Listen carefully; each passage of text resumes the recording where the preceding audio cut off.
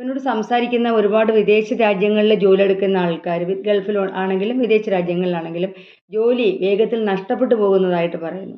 അപ്പോൾ നഷ്ടപ്പെട്ടു പോയ ജോലി തിരിച്ചെടുക്കുക, അല്ലെങ്കിൽ നമ്മുടെ ഒരു ദ്രവ്യം നഷ്ടപ്പെട്ടു പോയിരിക്കുന്നു, അത് തിരിച്ചെടുക്കാൻ അതിനുവേണ്ടി എന്തെങ്കിലും ശക്തിയായ പ്രാർത്ഥനയുണ്ടോ എന്ന് ചോദിച്ചാൽ, ശക്തിയായ ഒരു പ്രാർത്ഥനയാണ് കാർത്തവീര്യാർജുന ജപം.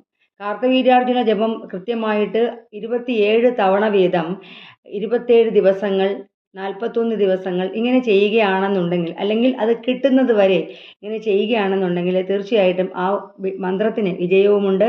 ഈ ജോലി ഒരു മാസത്തിനുള്ളിൽ നിങ്ങൾക്ക് ആ ജോലി അല്ലെങ്കിൽ കളഞ്ഞുപോയ വസ്തു തിരിച്ചു കിട്ടും. കാർത്തവീര്യാർജുന മന്ത്രം എന്ന് പറയുന്നത് വിഷ്ണുവിൻ്റെ പ്രാർത്ഥനയാണ്.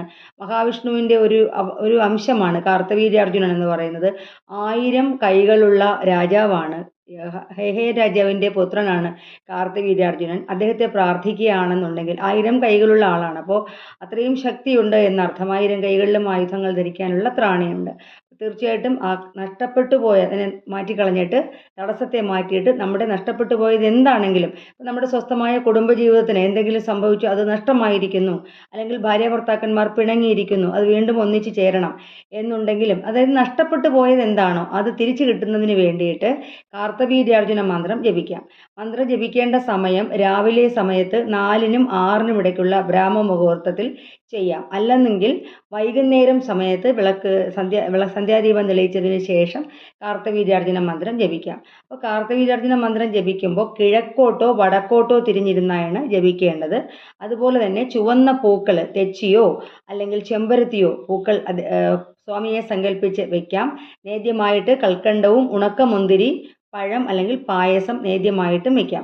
ആദ്യം ഗണപതി ഭഗവാനെ പ്രാർത്ഥിക്കുക, അതിനുശേഷം മഹാദേവനെ പ്രാർത്ഥിക്കുക. അതിനുശേഷം ഓം കാർത്തവീര്യാർജുനായ നമ എന്ന് 108 തവണ ജപിക്കുക. ഓം കാർത്തവീര്യാർജുനായ നമ എന്ന് 108 തവണ ജപിക്കുക. അതിനുശേഷം കാർത്തവീര്യാർജുന മന്ത്രം ജപിക്കാം. മന്ത്രം ഞാൻ ഡിസ്ക്രിപ്ഷൻ ബോക്സിൽ കൊടുത്തേക്കാം. അപ്പോൾ തീർച്ചയായിട്ടും ഇത് ജപിക്കുക.